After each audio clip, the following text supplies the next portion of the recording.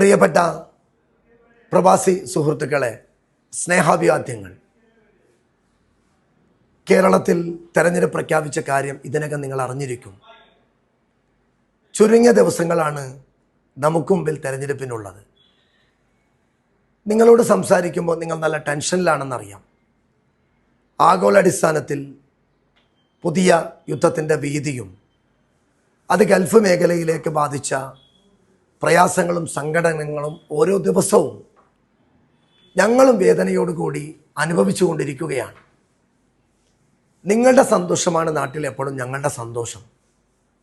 നിങ്ങൾക്ക് എന്തെങ്കിലും ചെറിയൊരു ടെൻഷൻ വരുമ്പോൾ നാടെപ്പോഴും മൂകതയിലാണ്. ഞങ്ങൾ അന്നേരങ്ങളിലൊക്കെ നിങ്ങൾക്ക് വേണ്ടി മനമുരുകി പ്രാർത്ഥിക്കും.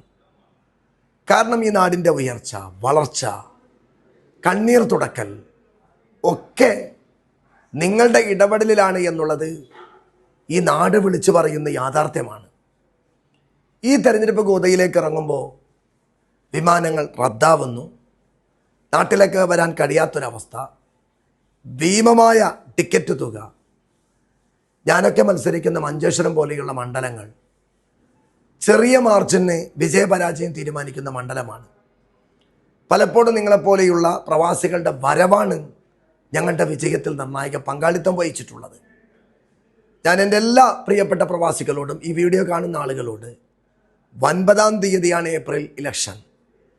നിങ്ങളിൽ കഴിയുന്ന ആളുകൾ അതൊരു വലിയ നിങ്ങളുടെ ത്യാഗ മനസ്ഥിതിയോടുകൂടി നാട്ടിലേക്ക് വരണം, വോട്ട് രേഖപ്പെടുത്തണം. ഈ വീഡിയോ കണ്ട നിമിഷം മുതൽ നിങ്ങളുടെ വീട്ടിലേക്ക്, നിങ്ങളുടെ സുഹൃത്തുക്കളിലേക്ക് ഒരു ദിവസം 2 മണിക്കൂർ ഈ നാട്ടിലെ തെരഞ്ഞെടുപ്പിന് വേണ്ടി, UDFൻ്റെ വിജയത്തിന് വേണ്ടി നിങ്ങൾ നീക്കി വെക്കണം. മാക്സിമം ആളുകൾ എല്ലാം ഒഴിവാക്കി 9-ാം തീയതി വോട്ട് രേഖപ്പെടുത്താൻ നാട്ടിലെത്തണം.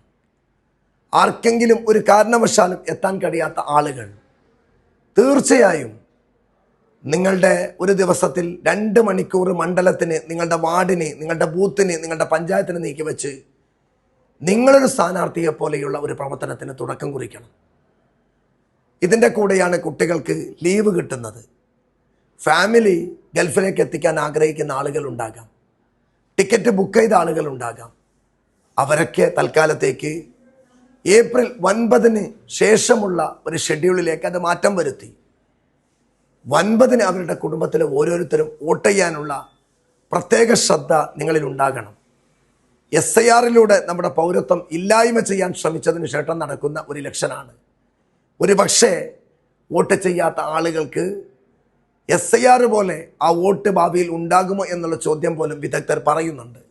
എല്ലാവരും വോട്ട് ചെയ്യണം, പ്രാർത്ഥിക്കണം. ഞങ്ങളെ വിജയിപ്പിക്കാൻ വേണ്ടി നിങ്ങളുടെ എല്ലാവിധ പിന്തുണ അഭ്യർത്ഥിക്കുകയാണ്.